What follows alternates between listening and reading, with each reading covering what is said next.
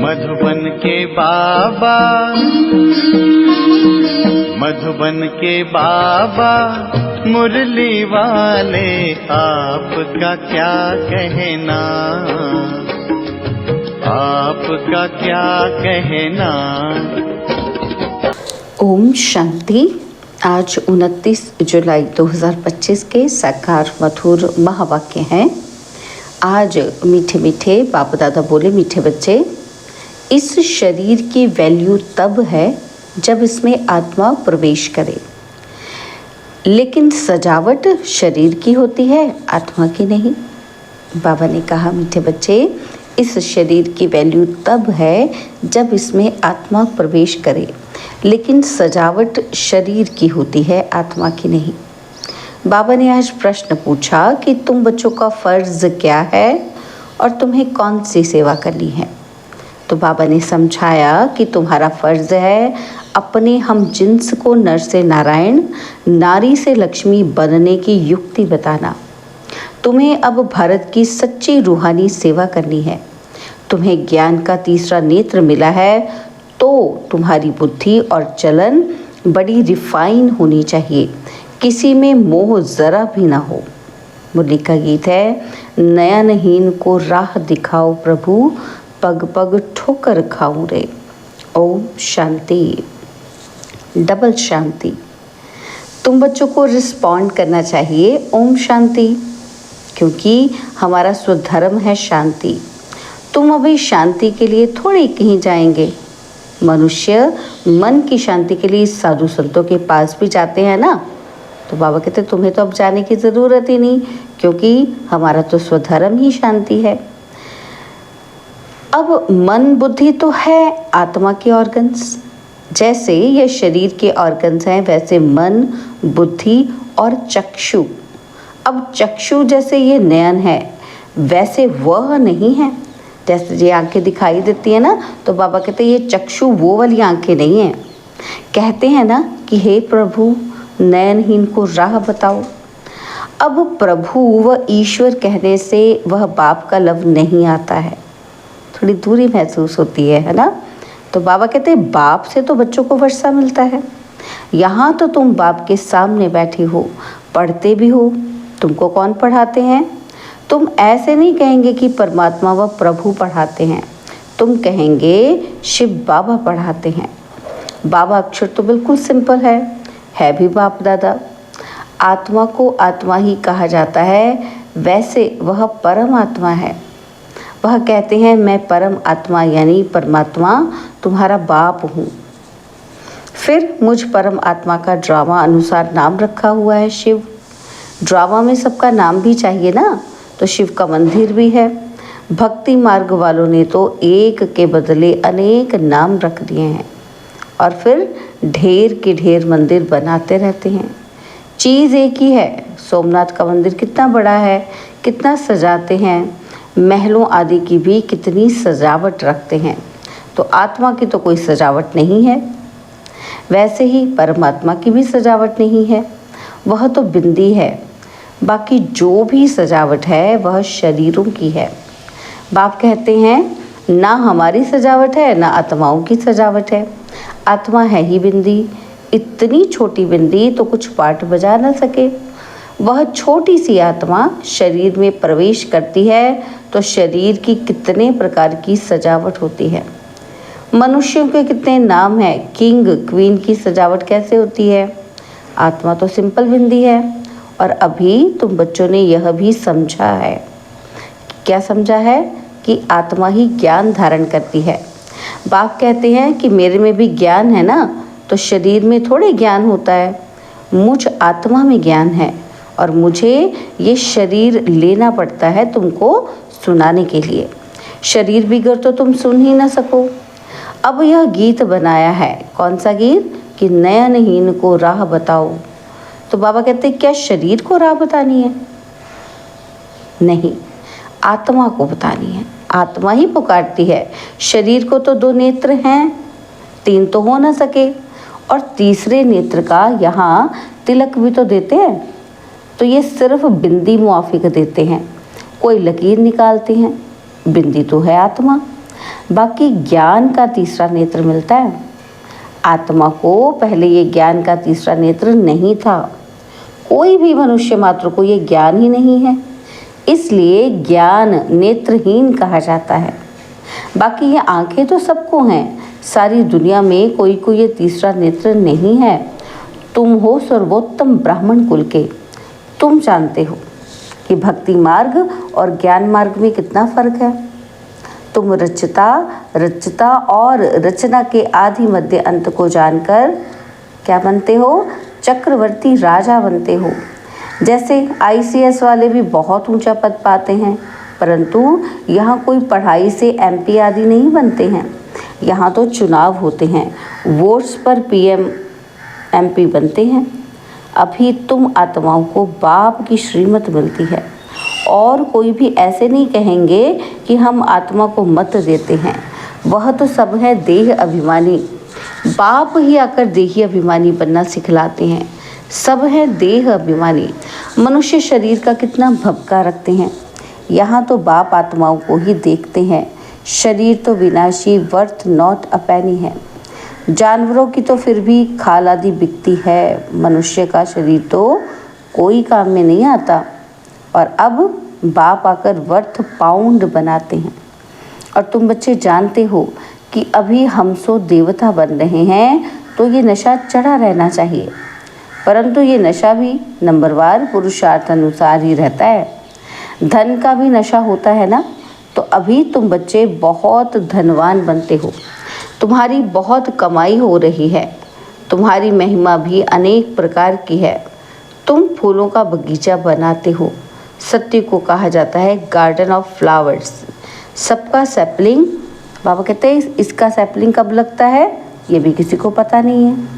तुमको बाप समझाते हैं, बुलाते भी हैं कि हे बागवान आओ।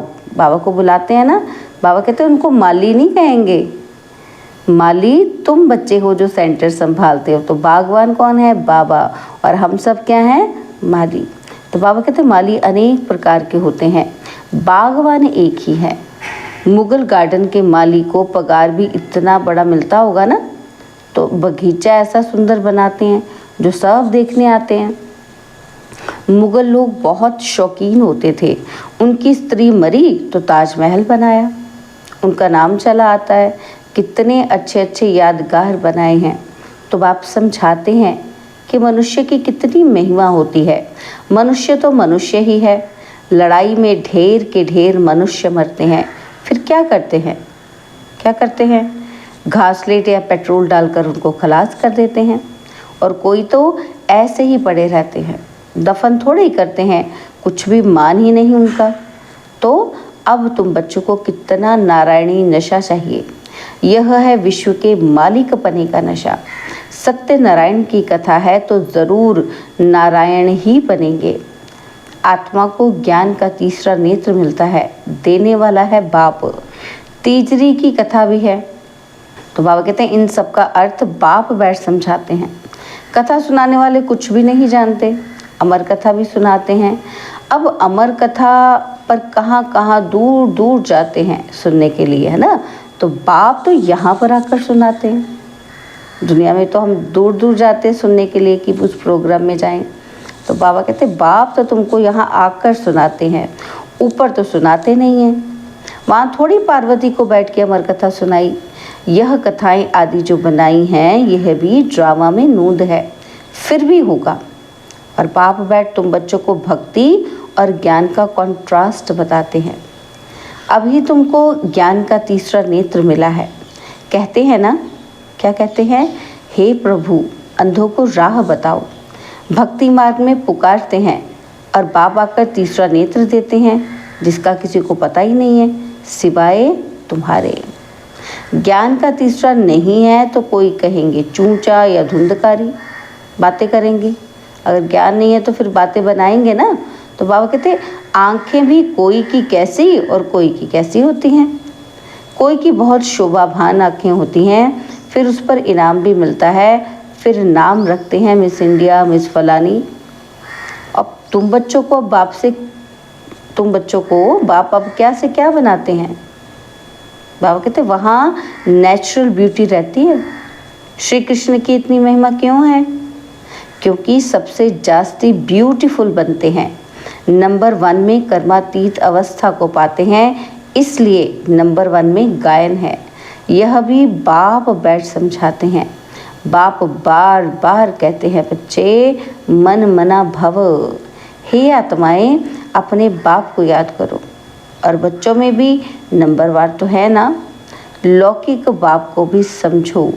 5 बच्चे हैं तो उनमें जो बहुत सियारा होगा उनको नंबर 1 रखेंगे। माला का दाना हुआ ना तो कहेंगे ये दूसरा नंबर है, ये तीसरा नंबर है। एक जैसे कभी नहीं होते हैं। बाप का प्यार भी नंबरवार होता है, वह है हद की बात और ये है बेहद की बात। तो बाबा कहते हैं जिन बच्चों को ज्ञान का तीसरा नेत्र मिला है उनकी बुद्धि और चलन बड़ी रिफाइन होती है। एक किंग ऑफ फ्लावर होता है तो यह ब्रह्मा और सरस्वती किंग क्वीन फ्लावर ठहरे। ज्ञान और याद दोनों में तीखे हैं। तुम जानते हो हम देवता बनते हैं, मुख्य 8 रत्न बनते हैं।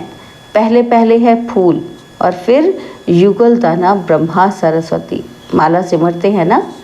वास्तव में तुम्हारा पूजन नहीं है, सिमरन है।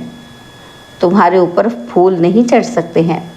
फूल तब चढ़े जब शरीर भी पवित्र हो, और यहाँ कोई का भी शरीर पवित्र नहीं है।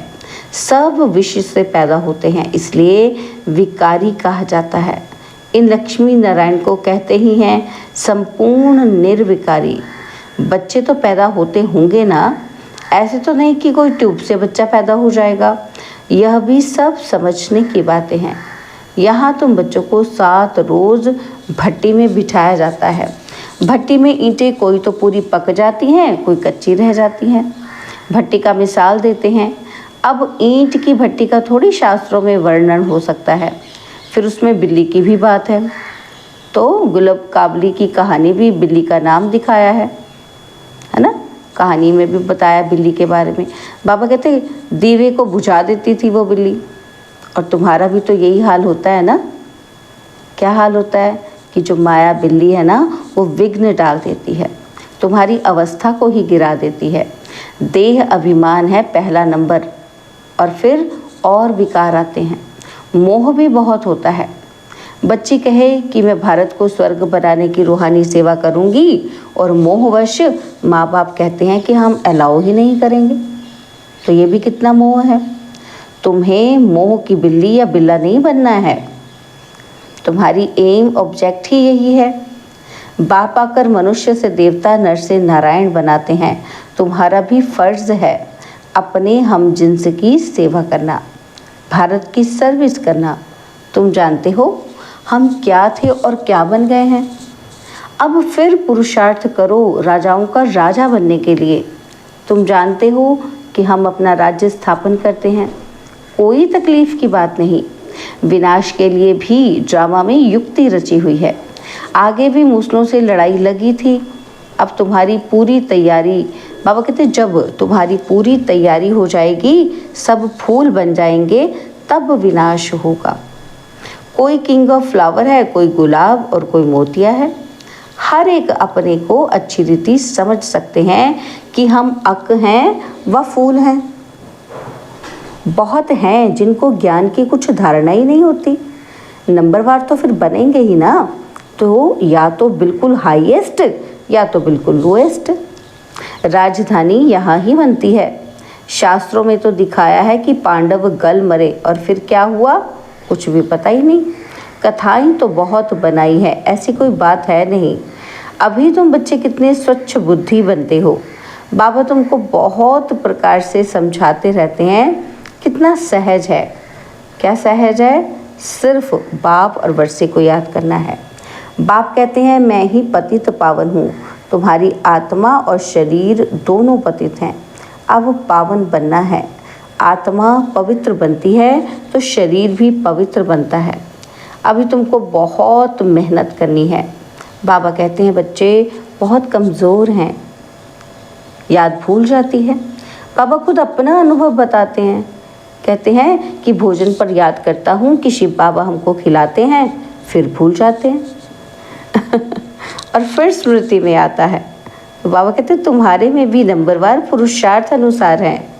कोई तो बंधन मुक्त होते हुए भी फिर फंस मरते हैं, धर्म के भी बच्चे बना देते हैं। और अभी तुम बच्चों को ज्ञान का तीसरा नेत्र देने वाला बाप मिला हुआ है। इनको फिर नाम दिया है तीजरी की कथा, अर्थात तीसरा नेत्र मिलने की कथा।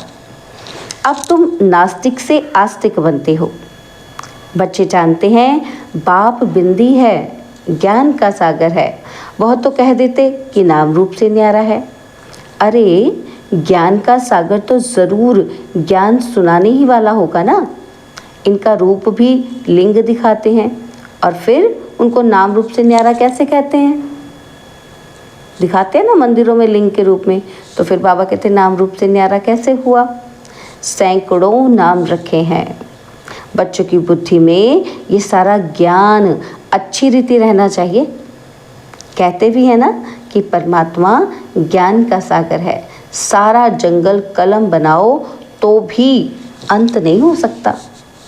अच्छा, मीठे मीठे सिकिलदे बच्चों प्रति माता पिता बाप दादा का याद प्यार और गुड मॉर्निंग। रूहानी बाप की रूहानी बच्चों को नमस्ते। हम रूहानी बच्चों की रूहानी बाप दादाजी को दिलवा जान सिकवा प्रेम से नमस्ते। ओम शांति। प्यारे बाबा, मीठे बाबा, मेरे बाबा, शुक्रिया बाबा, शुक्रिया बाबा, शुक्रिया। धारणा के लिए मुख्य सार है। पहला पॉइंट है, अभी हम बाप द्वारा वर्थ पाउंड बने हैं। हम सो देवता बनने वाले हैं। इसी नारायणी नशे में रहना है। बंधन मुक्त बन सेवा करनी है, बंधनों में फंसना नहीं है। और सेकंड पॉइंट है, ज्ञान योग में तीखे बन माता पिता समान किंग ऑफ फ्लावर बनना है और अपने हम जिन्स की भी सेवा करनी है। बाबा ने आज वरदान दिया, अपने सर्व खजानों को अन्य आत्माओं की सेवा में लगाकर सहयोगी बनने वाले सहज योगी भव। अपने सर्व खजानों को अन्य आत्माओं की सेवा में लगाकर सहयोगी बनने वाले सहज योगी भव। सहज योगी बनने का साधन है सदा अपने को संकल्पों द्वारा, वाणी द्वारा और हर कार्य द्वारा विश्व की सर्व आत्माओं के प्रति सेवाधारी समझ सेवा में ही सब कुछ लगाना है। जो भी ब्राह्मण जीवन में शक्तियों का, गुणों का, ज्ञान का व श्रेष्ठ कमाई के समय का खजाना बाप द्वारा प्राप्त हुआ है वो सेवा में लगाओ, अर्थात सहयोगी बनो तो सहज योगी बन ही जाएंगे। लेकिन सहयोगी वही बन सकते हैं जो संपन्न है। सहयोगी बनना अर्थात महादानी बनना। स्लोगन है, बेहद के वैरागी बनो तो आकर्षण के सब संस्कार सहज ही खत्म हो जाएंगे। बेहद के वैरागी बनो तो आकर्षण के सब संस्कार सहज ही खत्म हो जाएंगे। बाबा के आज के अव्यक्त इशारे संकल्पों की शक्ति जमा कर श्रेष्ठ सेवा के निमित्त बनो। तो उसके लिए बाबा ने कहा कि जैसे अपने स्थूल कार्य के प्रोग्राम दिनचर्या प्रोग्राम को आप दिनचर्या प्रमाण सेट करते हो, ऐसे अपनी मनसा समर्थ स्थिति का प्रोग्राम सेट करो। तो क्या होगा? संकल्प शक्ति जमा होती जाएगी। अपने मन को समर्थ संकल्पों में बिजी रखेंगे तो मन को अपसेट होने का समय ही नहीं मिलेगा। मन सदा सेट अर्थात एकाग्र है तो स्वतः अच्छे वाइब्रेशन फैलते हैं, सेवा होती है। ओम शांति।